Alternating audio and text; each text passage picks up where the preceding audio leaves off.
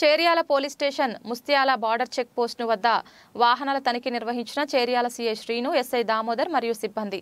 Parliament ఎన్నికల దృష్ట్యా ఎన్నికల నియమావళి ప్రకారం జిల్లా చెక్ పోస్టుల వద్ద ముమ్మరంగా తనిఖీలు.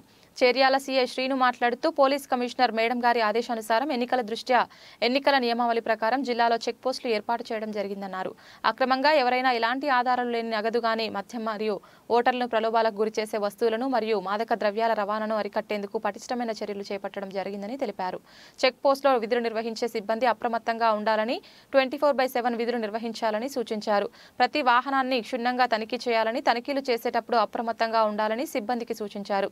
వచ్చిపోయే వాహనాలను పరిశీలిస్తూ తనిఖీలు చేయాలని తెలిపారు. రాత్రి సమయాల్లో తనిఖీ చేసేటప్పుడు టార్చ్ లైట్ తప్పక ఉపయోగించాలని తెలిపారు.